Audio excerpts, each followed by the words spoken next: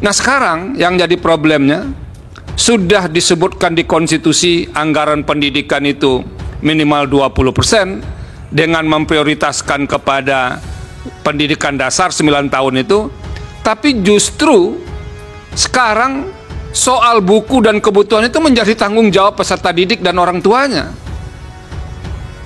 Jadi dalam konteks itu sebetulnya kita mengalami kemunduran. Nah, terbayang nggak sama kita sekarang? Orang tua harus memikirkan pakaian anak, kebutuhan sekolah lain, kebutuhan buku dan segala macamnya. Nah, ini pun harus jadi pemikiran. Mungkin idealnya gratis seperti yang diminta pemohon akan sulit diwujudkan.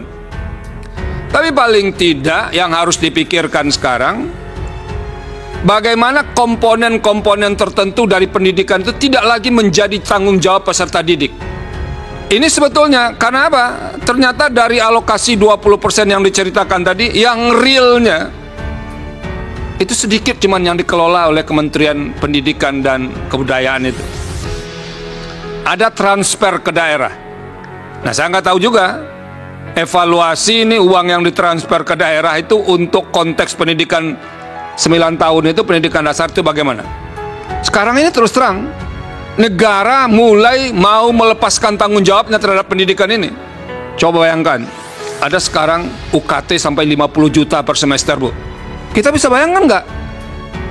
Seberapa mungkin orang miskin bisa mencapai itu? Uang pengembangan institusi sampai 300-400 juta untuk perguruan tinggi. Jadi ini memang permohonan untuk pendidikan dasar, tapi ini cara kita memulai merefleksi, ada yang salah nggak bagi kita untuk mengelola pendidikan kita ini?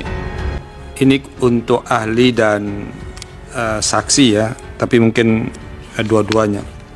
Pertama, di mahkamah ini ada beberapa permohonan dan itu menyangkut pengalokasian anggaran. Saya sudah sampaikan di sidang sebelumnya.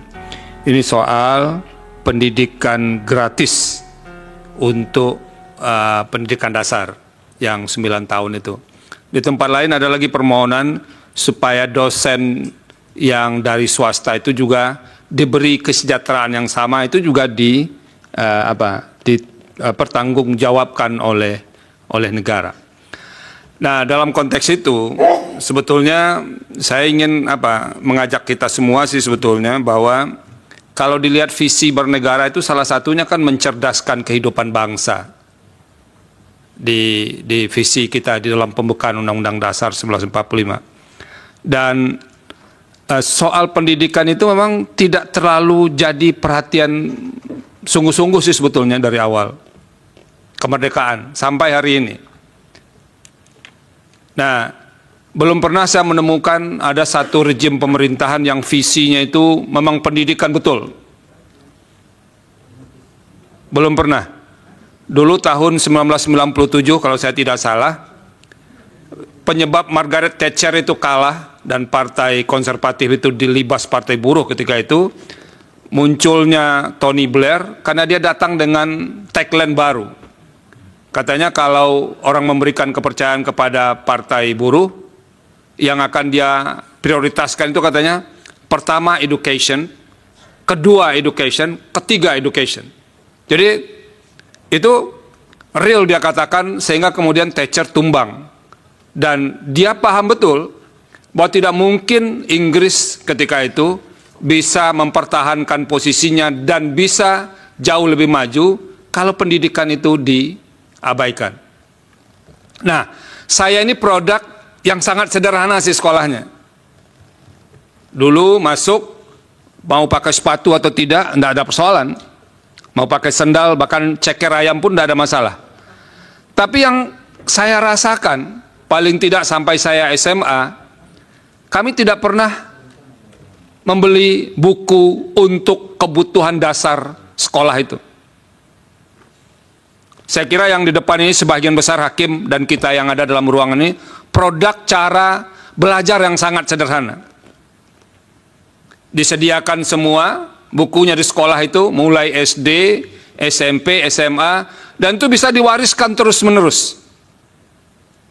Mungkin ada pergantian, penambahan sekali sekian. Nah sekarang yang jadi problemnya, sudah disebutkan di konstitusi anggaran pendidikan itu minimal 20% dengan memprioritaskan kepada pendidikan dasar 9 tahun itu, tapi justru sekarang soal buku dan kebutuhan itu menjadi tanggung jawab peserta didik dan orang tuanya. Jadi dalam konteks itu sebetulnya kita mengalami kemunduran. Nah, terbayang nggak sama kita sekarang? Orang tua harus memikirkan pakaian anak, kebutuhan sekolah lain, kebutuhan buku dan segala macamnya. Nah, ini pun harus jadi pemikiran. Mungkin idealnya gratis seperti yang diminta pemohon akan sulit diwujudkan. Tapi paling tidak yang harus dipikirkan sekarang, bagaimana komponen-komponen tertentu dari pendidikan itu tidak lagi menjadi tanggung jawab peserta didik. Nah, ini sebetulnya karena apa? Ternyata dari alokasi 20% yang diceritakan tadi, yang realnya itu sedikit cuman yang dikelola oleh Kementerian Pendidikan dan Kebudayaan itu. Ada transfer ke daerah. Kita paham transfer ke daerah, bahwa karena kewenangan untuk pendidikan dasar itu tidak menjadi kewenangan pemerintah pusat, sudah menjadi kewenangan daerah. Nah, saya nggak tahu juga evaluasi ini uang yang ditransfer ke daerah itu untuk konteks pendidikan 9 tahun itu, pendidikan dasar itu bagaimana. Tapi ahli, tolong, atau saksi, tolong kami diberikan gambaran, karena sekarang kan ada juga gejala baru. Apa gejalanya? Saya baca 1 atau 2 tahun yang lalu, banyak sekolah-sekolah yang dibangun, SD Impres dulu, itu kemudian kekurangan murid. Itu fakta. Kekurangan murid mungkin karena sebagian orang tua sekarang mulai menyekolahkan anaknya ke swasta. Atau mungkin juga karena faktor pertumbuhan penduduk paling tidak sebesar tahun-tahun sebelumnya di daerah-daerah yang mengalami itu. Nah, bisa nggak ahli menceritakan ke kami, menjelaskan ini, karena ahli yang meneliti soal-soal yang begini, ini bisa nggak dijadikan salah satu faktor untuk digunakan sebagai dasar untuk mempertimbangkan apa yang dimohonkan oleh pemohon. Ada kekurangan peserta didik di beberapa tempat sekolah. Dan kalau ahli punya data, kira-kira kecenderungan itu ada di daerah mana saja? Tadi kan dikemukakan tabelnya itu, petanya apa itu, sekolah menengah yang bebannya ada di mana itu. Nah itu mungkin yang satu yang perlu penjelasan. Yang kedua, kami sih sebetulnya sederhana saja ini, yang kami minta dari saksi atau ahli. Kira-kira ini kalau ini betul-betul dibebaskan, itu tadi sudah disebut Prof. Guntur dan Prof. Eni, itu anggaran pendidikan yang 20% itu tidak cukup untuk membebaskan itu semua. Nah, mungkin ahli bisa membuat proyeksi, kalau semakin hari orang semakin cenderung mendorong anaknya sekolah ke swasta, itu kita kira-kira masih sebesar itu nggak anggaran yang diperlukan untuk pendidikan gratis di pendidikan tingkat dasar yang 9 tahun itu. Nah, bisa nggak ada proyeksi dari tahun ke tahun, kira-kira sekolah-sekolah swasta yang sebetulnya itu tidak perlu digratiskan. Kan banyak tuh yang sekolah-sekolah swasta yang pendidikan dasar itu yang bagus, yang orang tua yang berkemampuan itu mau membayar dengan jumlah besar. Nah, saya mungkin perlu juga diberi hitungan-hitungan sementara terkait dengan hal ini. Karena apa? Benar tadi disampaikan Pak Yang Mulia Pak Arsul. Ini kalau dikabulkan tidak jalan gimana? Makanya ini perlu ada gambaran yang eksak ke kami, Mahkamah, untuk menilai ini. Karena apa? Perintah konstitusinya jelas, tidak membedakan negeri dan swasta. Jadi sepanjang itu tergolong kepada pendidikan dasar, dia harus diprioritaskan. Nah, problemnya yang lain adalah, walaupun itu disebutkan pendidikan dasar dia prioritaskan, kan pemerintah pusat nggak mungkin mengabaikan pendidikan menengah dan pendidikan tinggi. Sekarang ini terus terang, negara mulai mau melepaskan tanggung jawabnya terhadap pendidikan ini.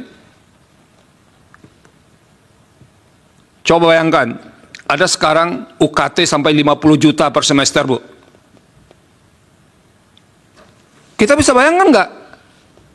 Seberapa mungkin orang miskin bisa mencapai itu? Uang pengembangan institusi sampai 300-400 juta untuk perguruan tinggi. Jadi, ini memang permohonan untuk pendidikan dasar, tapi ini cara kita memulai merefleksi, ada yang salah nggak bagi kita untuk mengelola pendidikan kita ini? Nah, ini kami perlu penjelasan yang itu, agar nanti kan tidak tega juga menolak tanpa alasan yang jelas permohonan mereka ini. Orang konstitusinya mengatakan jelas. Tapi kalau dikabulkan, tidak jelas angka-angkanya jadi masalah juga. Ini kayak si malakama betul ini. Nah itu, tolong ahli kita dibantu yang soal-soal yang seperti ini. Terima kasih Pak Ketua.